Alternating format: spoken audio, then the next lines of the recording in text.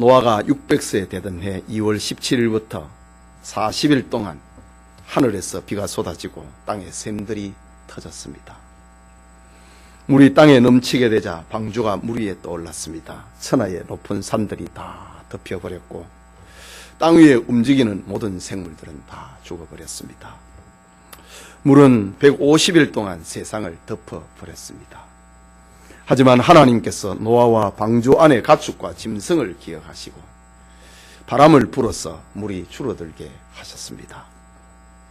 그 해의 7월 17일 150일이 되었을 때에 방주는 아라랏산에 머물렀고 그리고 10월 1일에는 산들의 봉우리가 보이기 시작을 했습니다.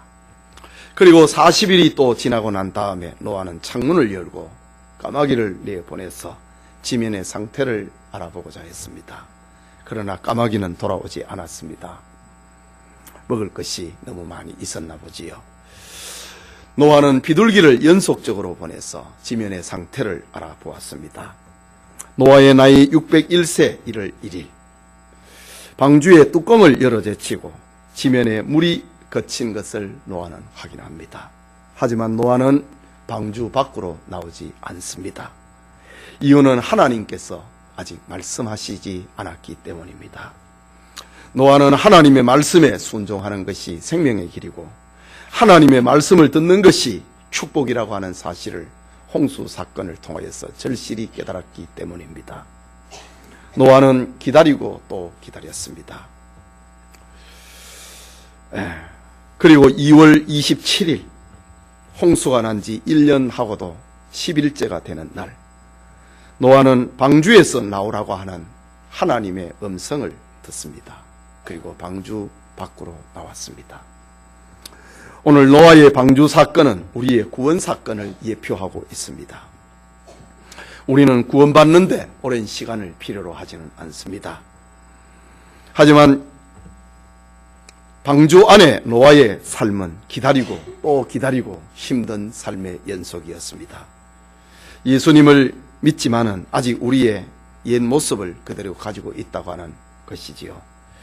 옛 사람의 문화, 옛 사고방식, 가치관, 옛날의 나쁜 습관들, 나쁜 성격을 그대로 가지고 있습니다. 그러면서도 예수님을 믿는 것입니다. 방주 안에서의 노아의 삶이 그와 같았습니다. 그러면서 예수님을 믿는 것입니다. 방주 안은 바로 구원의 과정을 묘사하고 있는 것입니다. 구원의 완성은 방주에서 나오는 것이지요. 이때까지 노아는 기다리고 또 기다렸던 것입니다.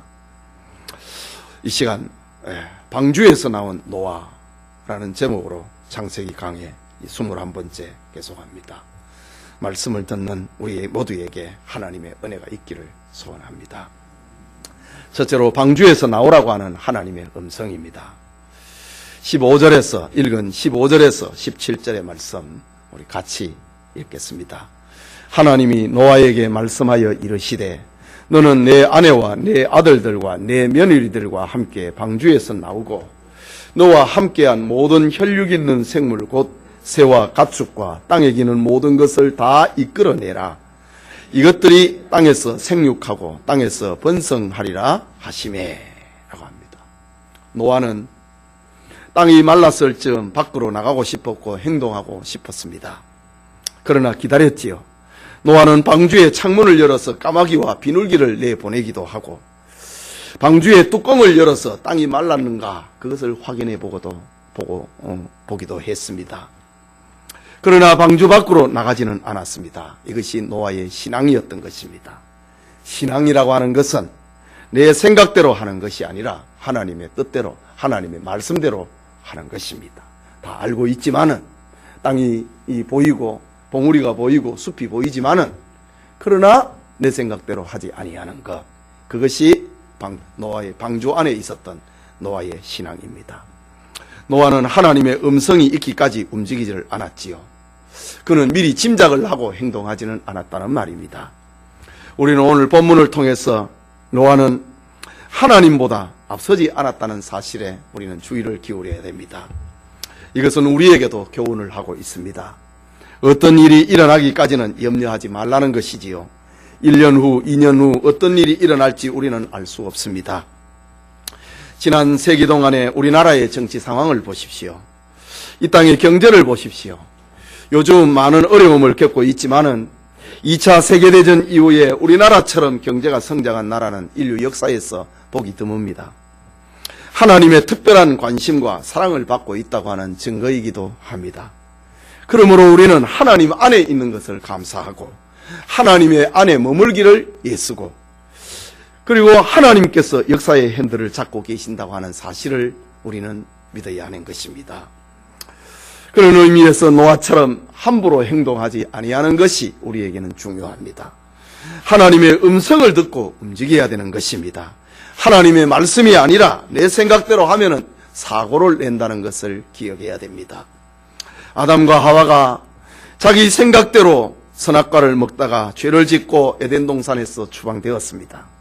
가인은 자기 생각대로 제사를 지내다가 동생 아벨을 죽였습니다. 사울은 자기 생각대로 번제를 드리고 자기 생각대로 행동하다가 왕위에서 쫓겨나고 말았습니다. 그러나 하나님의 음성을 듣고 움직이면은 언제나 아름다운 결과, 아름다운 열매를 겪게 되는 것입니다. 하나님은 이제 노아와 그의 가족과 방주 안에 있던 새와 가축과 짐승들에게 방주에서 나오라고 했습니다. 노아에게는 가축과 짐승을 다 방주 밖으로 끌어내라고 했습니다. 그리고 17절 마지막 부분에는 이유를 설명을 하고 있습니다. 이것들이 땅에서 생육하고 땅에서 번성하리라 라는 것입니다. 이 말씀은 에덴 동산에서 하나님이 아담과 하와에게 주신 첫 번째 축복의 메시지입니다. 땅에서 번성하고 땅에서 번성하고 충만하라고 하는 말이지요. 아담과 하와에게 처음 축복의 메시지를 들려주신 그것과 맥을 같이 하면서 땅에서 생육하고 땅에서 번성하라 라는 하나님의 음성을 들려주십니다. 에덴에서 아담과 하와를 축복하신 하나님은 홍수 심판을 통과하고 새로운 인류가 된 아담과 그의 자손들 그리고 방주 안에 탔던 가축들과 동물들 살아남은 생물들에게 생육하고 번성하라 땅에서 충만하라 라고 말씀하십니다. 이 말씀은 매우 의미심장한 말이기도 합니다. 만약 방주 안에서 머무르는 1년 동안에 생육하고 번성했다면 그 방주 안에 제한된 공간이 얼마나 복잡했겠습니까? 하나님은 방주 밖으로 나와서야 비로소 생육하고 번성하라 라는 축복의 말씀을 들려주십니다. 하나님은 강권적으로 1년 동안 방주 안에 있는 생물들을 다 지켜주셨다고 하는 말입니다. 하나님의 주권적인 역사로 1년 열흘 동안 방주 안을 품으셨습니다. 그래서 특별한 어떤 사고가 일어나든가 죽는다든가 또 많은 출산이 있다든가 이런 일이 없었던 것입니다. 계속해서 본문 18절과 19절을 보면은 노아가 그 아들들과 그의 아내와 그 며느리들과 함께 나왔고 땅 위의 동물 곧 모든 짐승과 모든 기는 것과 모든 새도 그 종류대로 방주에서 나왔더라 라고 합니다. 하나님의 말씀에 따라서 그냥 순종한 것입니다. 방주에서 나온 그들의 감격스러운 모습을 한번 상상을 해보십시오. 아무것도 없는 가운데서 그들만 지금 살아남아서 생명을 움직이는 존재로 있는 그들의 모습입니다. 이것은 예수 그리스도의 피로 구원받은 성도의 모습을 상징하고 있습니다. 우리가 구원받은 것이 마치 저 방주에서 나오고 있는 노아와 그의 가족과 같은 모습입니다. 예, 우리의 구원이 이렇게 엄청나다고 하는 사실입니다. 우리의 구원이 이렇게 감격스럽다고 하는 사실을 묘사하고 있는 것이 방주 밖으로 나오고 있는 노아와 그 가족들 그리고 가축들의 행렬입니다. 언젠가 천국에서는 우리는 완전한 구원인으로 천국에서 다시 감격하게 될 것입니다.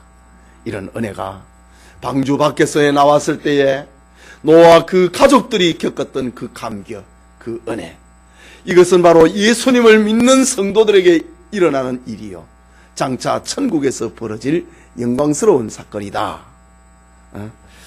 이 축복에 우리 모두가 다 함께하기를 소원합니다. 그의 둘째로 하나님께 제단을 쌓고 번제를 드리는 노아입니다. 본문 20절의 말씀인데 우리 같이 읽겠습니다. 20절 시작. 노아가 여호와께 제단을 쌓고 모든 정결한 짐승과 모든 정결한 새 중에서 제물을 취하여 번제로 제단에 드렸더니 라고 합니다. 여기 제단이라고 하는 미즈베흐라는 말은 동물을 죽여서 제물을 바치는 그런 장소를 의미하는 겁니다. 노아가 홍수 심판 후에 방주에서 나와서 제일 먼저 했던 일은 자활적으로 자원해서 하나님께 제단을 쌓는 일이었습니다. 방주에서 나온 노아와 그의 가족들이 할 일이 많이 있었을 것인데 제일 먼저 하나님 앞에 제단을 쌓았던 이유가 무엇인가? 노아는 홍수 심판을 통해서 절실히 깨달은 것이 있습니다. 그것은 인간에게 있어서 가장 시급하고 가장 중요한 것이 무엇이라는 사실을 그는 깨달은 것입니다. 오늘 우리 성경에서 우리에게 몇 가지 들려주고 있는 메시지가 있습니다. 그 하나는 하나님의 말씀에 순종하는 것이 사는 것이다. 그래서 하나님의 말씀이 있기까지 방주에서 나오지 않았다라는 사실이고, 그리고 또 하나는 방주에서 나온 노아, 우리에게 들려주고 있는 메시지는 구원받은 성도에게 가장 시급하고 가장 중요한 것이 무엇이라고 하는 사실을 노아는 깨달았다는 사실입니다. 그것이 바로 하나님 앞에 제단을 쌓고 제물을 올려드리는 오늘의 예배입니다. 오늘날 세상 사람들에게 가장 시급하고 가장 중요한 것이 무엇이냐고 묻는다면 대부분의 사람들은 생존에 필요한 의식주를 말할 것입니다. 적어도 이 세 가지는 있어야 된다고 말할 것입니다. 물론 이것은 인간에게 절실한 게 필요한 것은 틀림없습니다. 그러나 그것보다도 더 우선되어야 될 것이 있는데 그것은 바로 하나님과의 바른 관계입니다. 하나님과의 바른 관계를 해결하지 못한다면 모든 것을 가지고 있는 것 같지만 모든 것을 잃어버린 사람이 됩니다. 그러나 하나님과의 관계를 회복을 한 사람은 가진 것이 없는 것 같아도 모든 것을 다 가진 지혜로운 사람이 된다는 사실입니다. 노아는 방주에서 나와갖고 이 사실을 깨달았습니다. 우리 인생에 있어서, 구원받은 인생에 있어서 무엇이 제일 우선하고 무엇이 가장 중요한 것인가? 방주에서 나오고 난 다음에 그는 깨달았습니다. 그거는 하나님 앞에 예배드리는 것이다. 그거였습니다. 방주에서 나온 노아에게 생계를 위하여서 밭을 일구어야 되고 식구들이 살아갈 수 있는 집을 지어야 됩니다. 황량한 세상입니다. 그러나 노아는 방주에서 나온 즉시 짐을 정리하고 살림살이를 옮겼다고 하지는 않습니다. 그는 무엇보다도 먼저 하나님께 감사와 헌신의 제사를 드렸다. 이유는 노아는 하나님을 가까이 하는 것이 사는 길이다. 하나님을 가까이 하는 것이 축복의 길이다. 하나님께 가까이 함이 나에게 복이라는 사실을 그는 정말 죽음을 통하여서 그는 깨달았던 것입니다. 여러분, 오늘 우리도 마찬가지입니다. 어디를 가든지 먼저 하나님 앞에 예배드리는 사람들이 되어야 됩니다. 노아는 하나님 앞에 감사하고 하나님을 의지하고 하나님께 헌신하기 위하여 가장 먼저 나오고 난 다음에 제단을 쌓았다고 합니다. 노아는 새로운 세상에서 자신이 해야 될 일의 우선순위가 이제 분명해진 것입니다. 하나님이다. 나의 우선순위는 하나님이다. 하나님 앞에 예배다. 그것이 온 세상이 심판을 받아서 죽어버리고 난 다음에 그가 깨달았던 것입니다. 여러분, 우리 요한계시록 언젠가 강해를 했지요. 요한계시록에서의 성도들의 모습을 보십시오. 그들은 하나님을 향한 예배입니다. 천국에서의 성도들의 모습은 예배로 충만합니다. 그것이 우리의 삶의 전부라고 하는 것입니다. 그것이 인생의 가장 중요한 것이기 때문입니다. 노아는 홍수 심판에서 구원해 주신, 그리고 새로운 세계를 주신 하나님 앞에 감사의 제단을 쌓았다라는 것입니다. 이런 경우에 생각나는 예수님의 말씀이 있습니다. 마태복음 6장 33절에 너희는 먼저 그의 나라와 그의 의를 구하라. 그리하면 이 모든 것을 너희에게 더하시리라 라고 했습니다. 너희는 먼저라고 했습니다. 먼저라고 하는 헬라말 프로톤이라고 하는 말인데, 이 말은 시간에 있어서 먼저, 장소에 있어서 먼저, 서열에 있어서 먼저, 중요성에 있어서 먼저, 그런 의미를 다 포함하고 있습니다.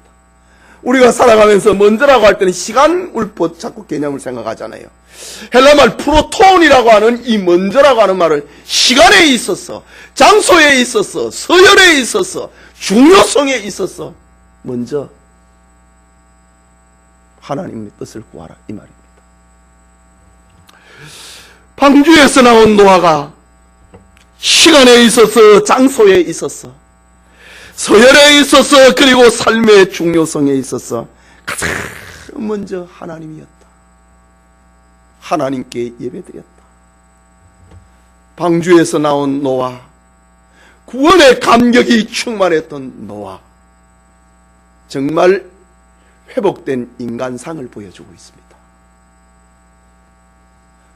그때가 가장 방주에서 나왔던 아담과 하와의 이 모습은 구원받은 성도의 그 처음 모습을 딱 보여주고 있는, 회복된 인간상을 보여주고 있는 겁니다.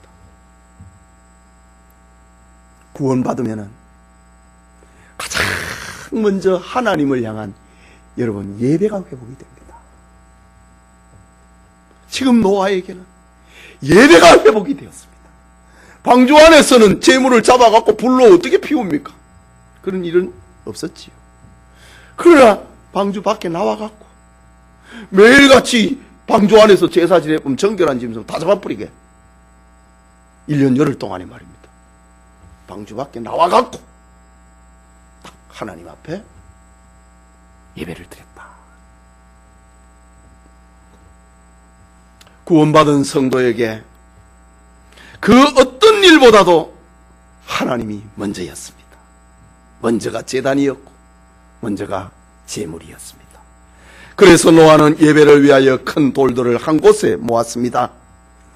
제물을 올려서 불사를 수 있는 번듯한 제단을 만들었습니다. 여러분, 이것은 쉬운 일이라고 말을 해서는 안 됩니다. 새로운 세상을 상상을 해보십시오. 온갖 호기심이 발동을 합니다.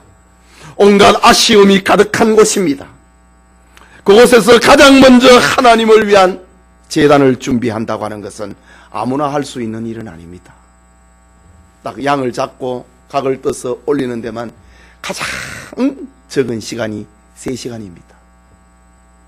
그래서 예수님이 3시에 운명하시고 6시에 해가 지면 날짜가 바뀌는 겁니다. 양을 잡는 데 가장 필요한 것이, 최소한으로 필요한 시간이 3시간입니다. 제단을 쌓았다. 양을 잡았다. 이건 쉬운 일은 아닙니다.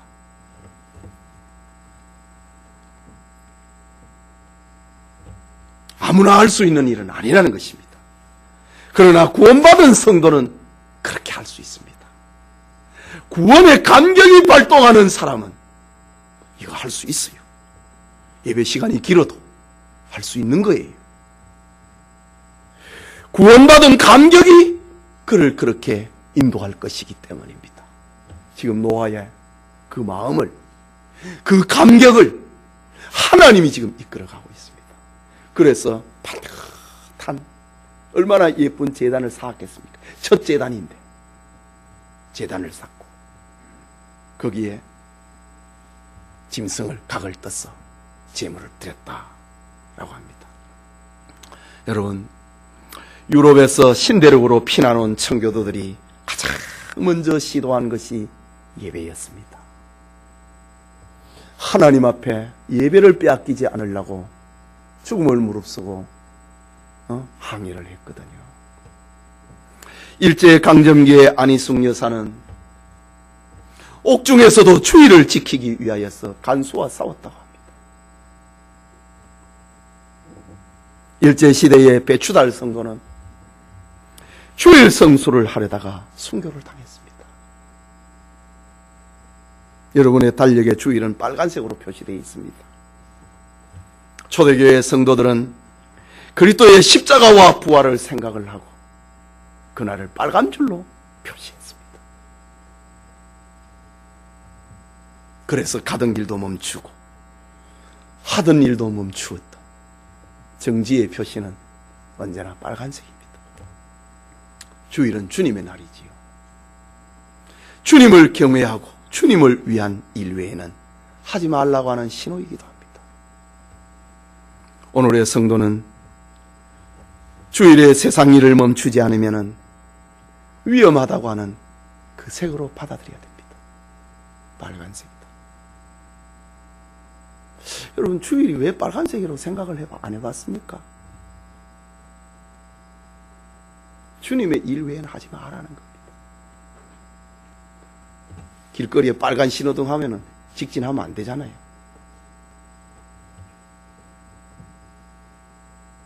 주의 일 외에는 다른 거 하지 말아야지. 주님의 피를 생각하는 빨간색으로 초대교회 성도들 그렇게 표시했습니다. 동서고금을 통하여서 주일에 전쟁을 일으킨 나라는 다 망했습니다. 히틀러가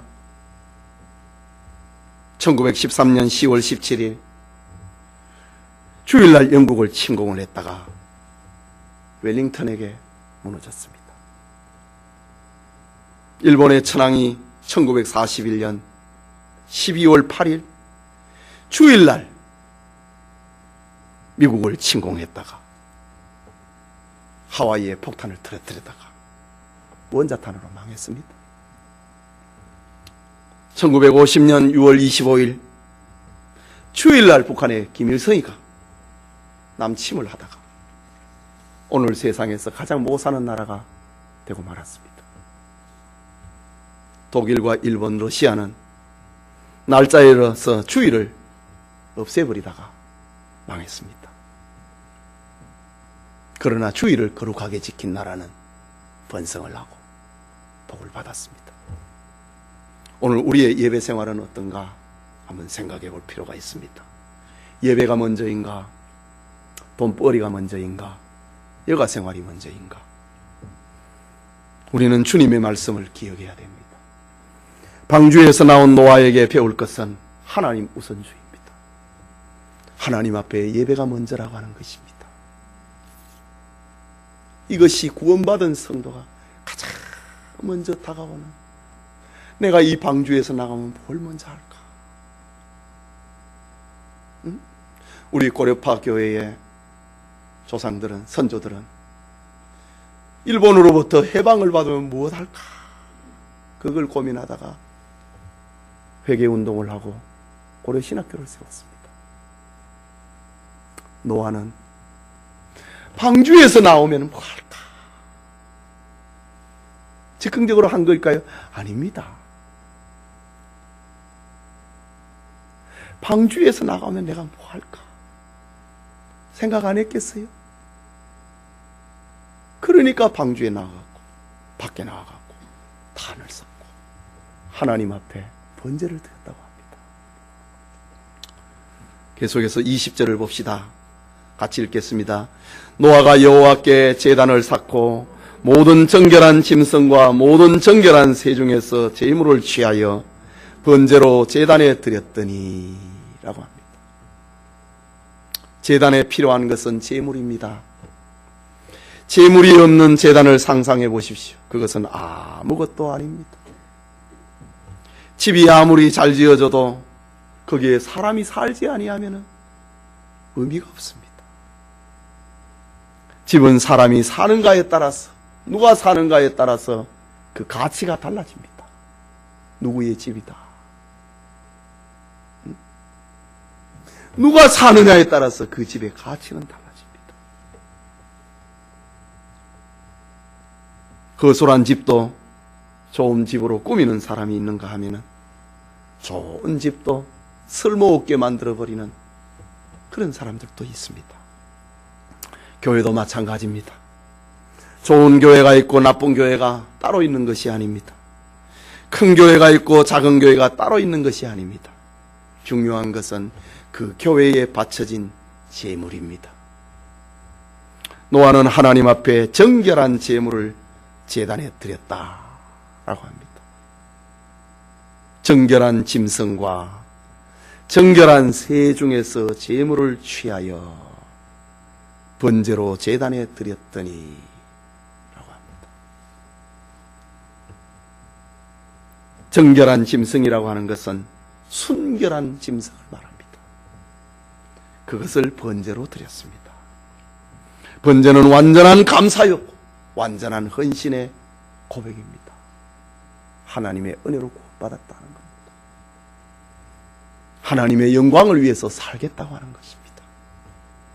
노아는 정결한 짐승과 정결한 새 중에서 하나를 취하여 하나님께 제사를 드렸습니다. 큰 교회 다닌다고 큰 믿음의 사람이 되는 거 아닙니다. 번쩍이는 예배당에서 예배드린다고 해서 대단한 사람이 되는 거 여러분 절대로 아닙니다.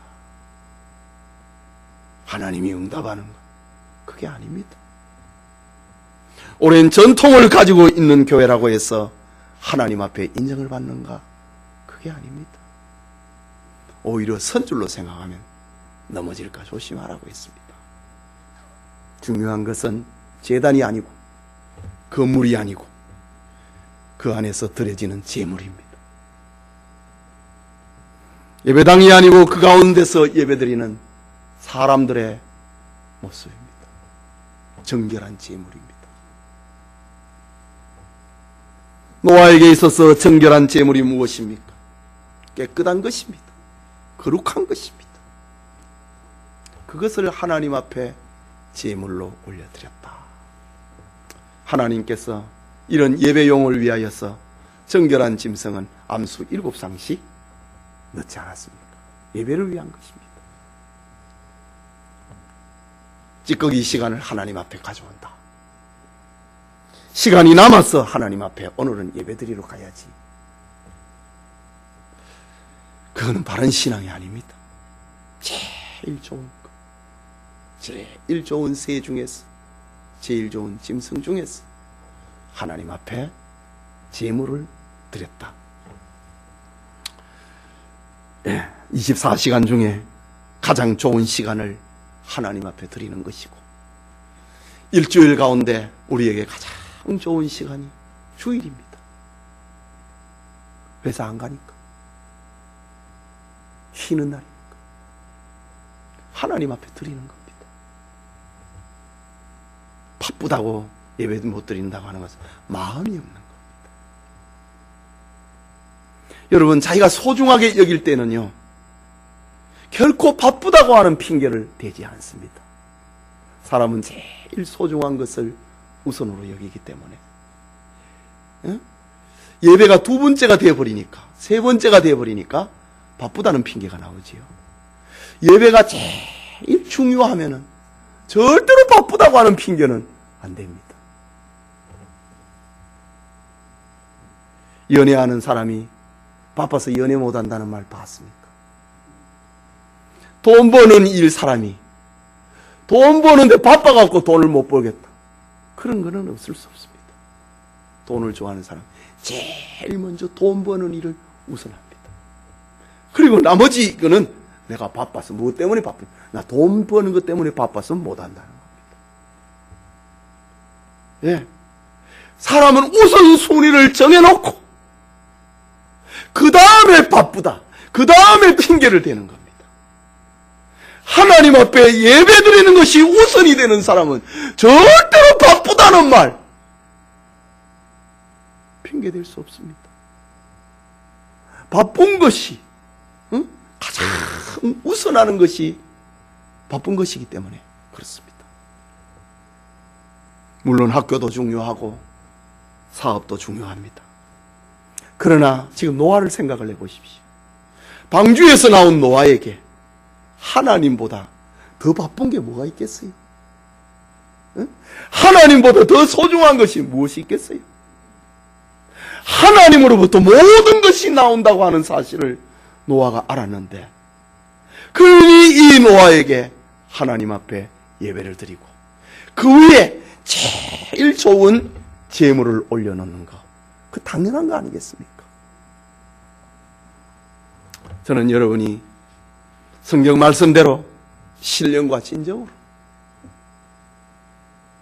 하나님께 예배를 드리는 우리 교우들이 되었으면 합니다. 하나님 우선주의라고 하는 구원인의 삶이 여러분들의 삶이 될 수 있기를 소원합니다. 사도 바울은 로마서 12장 1절에 그러므로 형제들아 내가 하나님의 모든 자비하심으로 너희를 권하노니 너희 몸을 하나님이 기뻐하시는 거룩한 산 제물로 드려라. 이것이 너희가 드릴 영적 예배니라. 하나님이 제일 우선이라고 하는 말입니다. 노아가 드린 제물은 바로 이런 정결한 짐승이었습니다. 우리는 어떤가? 우리 자신은 하나님 앞에 정결한 제물이 되고 있는가? 부정하고 냄새나는 추한 제물은 아닌가?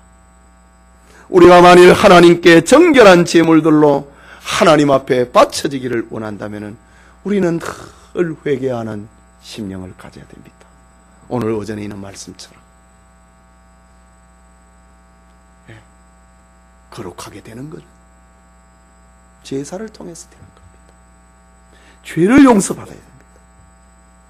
그래야 깨끗한 제물이 되어서 하나님 앞에 제물로 올려드릴 수 있다. 노아는 바로 이 비밀을 깨달았습니다. 하나님 앞에 여기 제물이 장차 오실 그리스도를 바라보면서 하나님의 아들을 바라보면서 정말 깨끗한 제물을 하나님 앞에 제사드렸다. 자녀를 위한 부모의 최고의 선물은 예배입니다. 예배드리는 습관, 주일이 되면 어떤 일이 있어도 교회에 가고 주일이면 어떤 일이 있어도 하나님께 예배드리고 가정에서 제단을 쌓는 것, 이것보다 더 큰 교육은 없습니다. 방주에서 나온 노아는 회복된 인간의 모습을 보여주고 있습니다. 이것은 하나님을 기쁘시게 하는 일이었습니다. 노아는 구원받은 인생에 무엇이 문제이고 무엇이 먼저이고 무엇이 가장 소중한 것을 알았기 때문에 하나님 앞에 제일 먼저 예배를 드렸다. 우리 구원받은 성도님들에게 하나님 우선주의, 하나님 앞에 예배가 우선이 되는 그런 삶이 있기를 소원합니다. 마지막으로 이런 노아를 축복하고 계시는 하나님을 봅니다.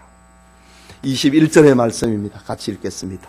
여호와께서 그 향기를 받으시고 그 중심에 이르시되 내가 다시는 사람으로 말미암아 땅을 저주하지 아니하리니 이는 사람의 마음이 계획하는 바가 어려서부터 악함이라.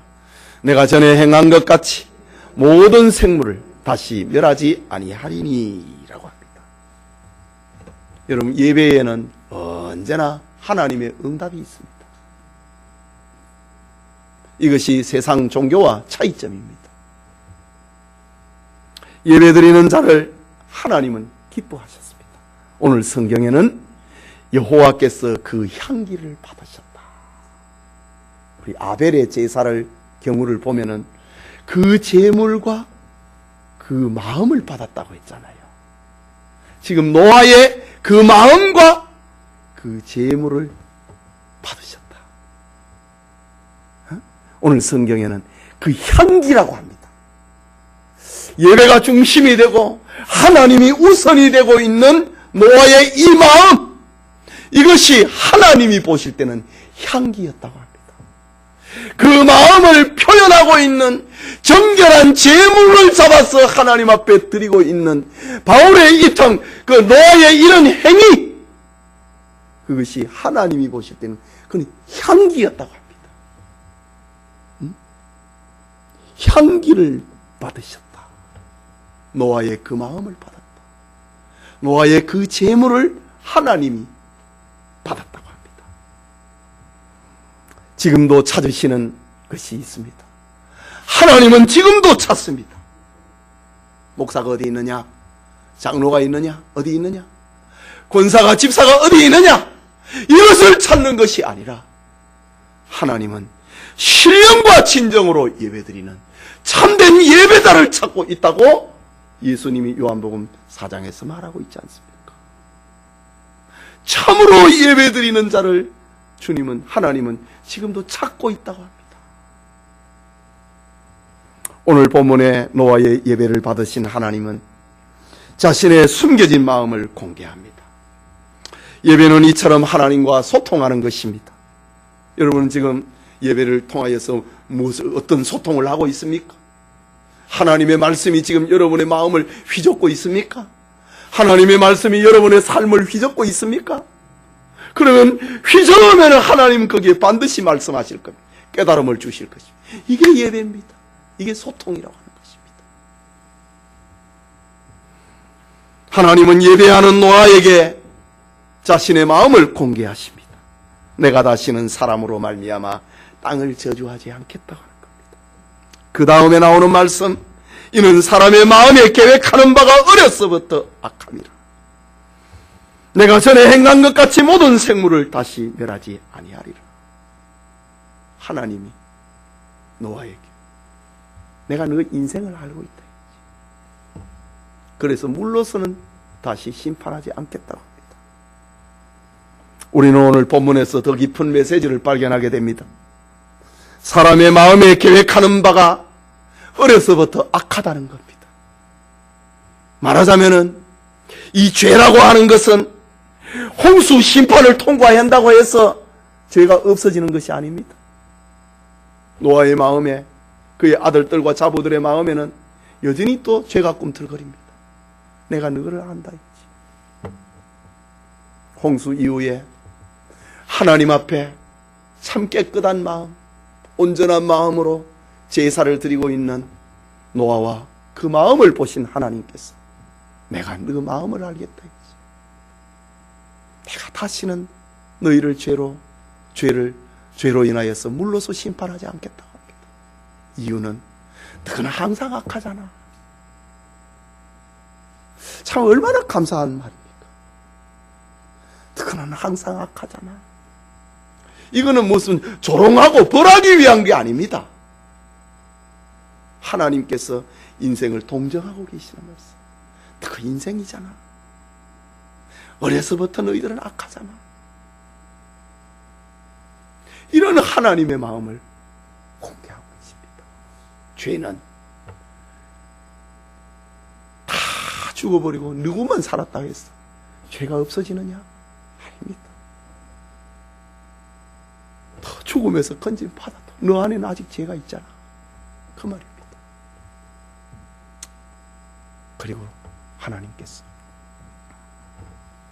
이 죄 문제를 진짜로 해결할 일을 노아에게 공개하는 겁니다.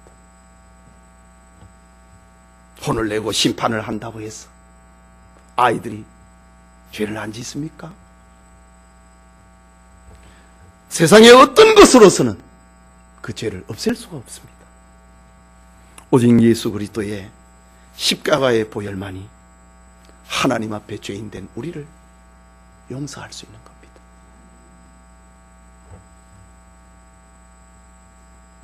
그리스도의 십자가의 보혈만이 하나님 앞에서 드러나는 우리의 죄를 없앨 수가 있는 것입니다. 본문의 노아는 피의 제사를 드리면서 여자의 후손 예수 그리스도를 바라보았습니다. 노아는 언젠가 죄를 위하여서 영원한 속죄를 이루실 여자의 후손을 바라보면서 제단을 쌓고 정결한 제물로 하나님께 제사드렸던 것입니다. 하나님, 이거 가지고 내 죄 없앨 수 없다는 거 하나님 나 알고 있습니다. 그러나 장차 여자의 후손 그분이 오시면 죄를 없애진다고 하나님 말씀하셨잖아요. 그러면서 번제를 드렸던 것입니다. 마지막에 22절을 봅니다. 땅이 있을 동안에는 심음과 거둠과 추위와 더위와 여름과 겨울과 낮과 밤이 쉬지 아니하리라 라고 했습니다. 여기에는 설명이 좀 많이 필요한데, 노아의 홍수 이전에는 이런 것이 없었다는 말이지요. 창조 과학자들의 이야기를 따르면 홍수 이전에는 이 지구를 둘러싸는 물층이 있었다고 합니다. 하늘의 창들이 열렸다고 했잖아요. 홍수 심판에. 그 물층이 깨어진 것입니다. 이건 아주 근거 있는 과학적인 이론이기도 합니다. 온실처럼 물층이 있으니까, 온실처럼 되니까 지구는 구석구석 따뜻했습니다. 그런데 물층이 깨어져 버리니까 갑작스러운 기후의 변화가 일어났습니다.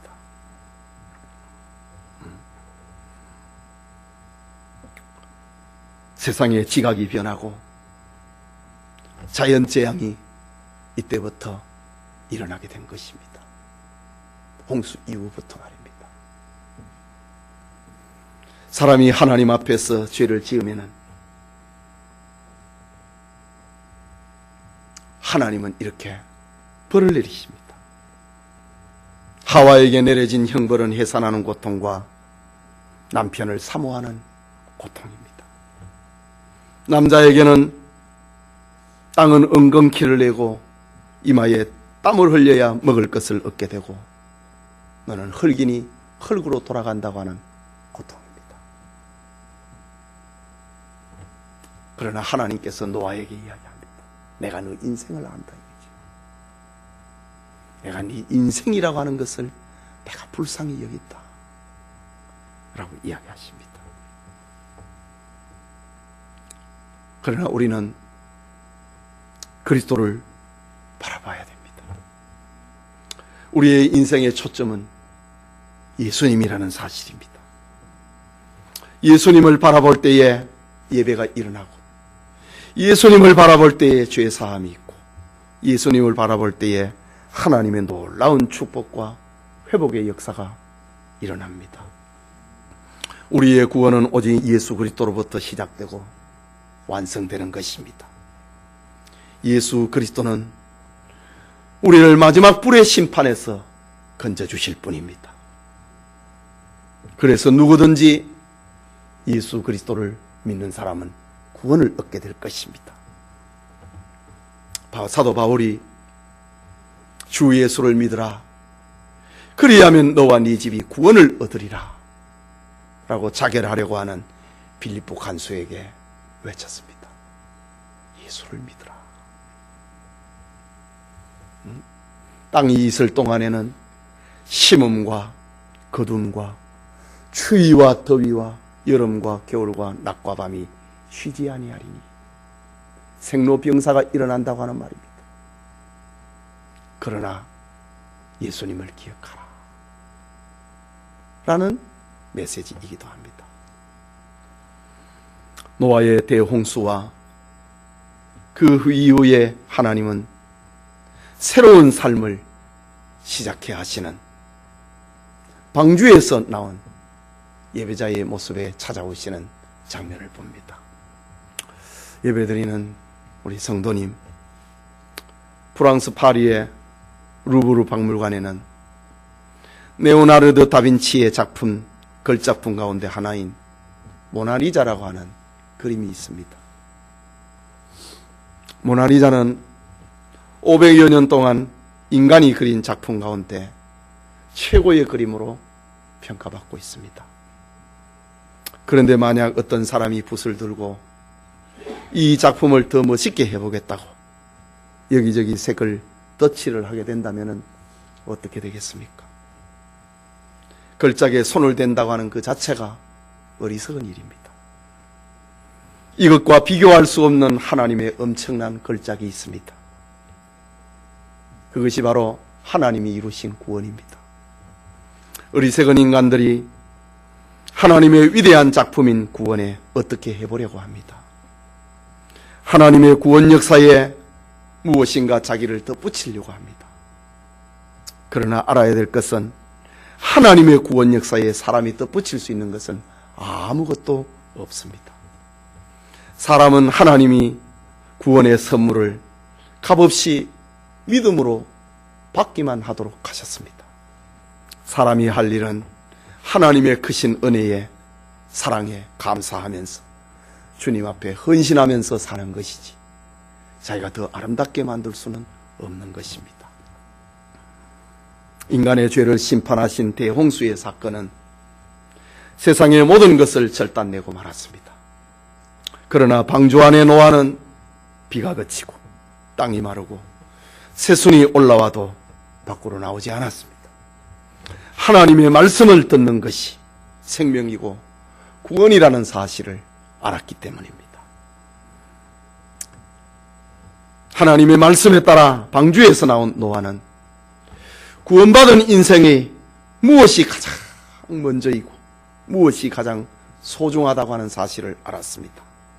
그래서 노아는 구원의 하나님 앞에 가장 먼저 가장 좋은 것으로 하나님 앞에 번제로 드렸습니다. 이런 노아에게 하나님은 자신의 마음을 공개하셨습니다. 사람은 어쩔 수 없는 죄인이라고 하는 것입니다.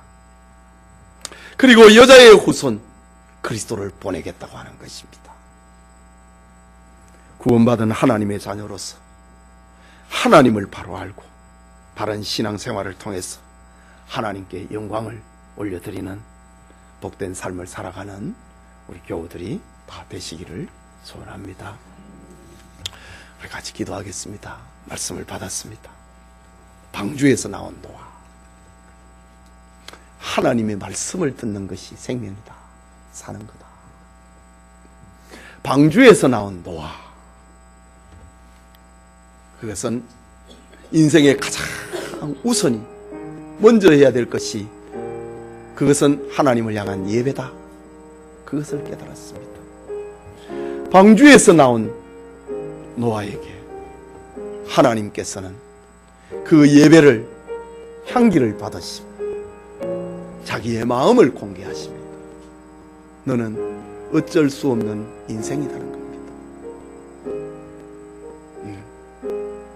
그리고 세상의 어떤 것으로는 구원을 너 죄를 없앨 수 없으니 그리스도를 보내겠다고 하는 이런 메시지를 담고 있는 하나님의 응답입니다. 우리 말씀을 생각하면서 방주에서 나온 노아는 구원받은 성도의 그 모습을 보여주고 있는 것이다 생각하고 기도합시다.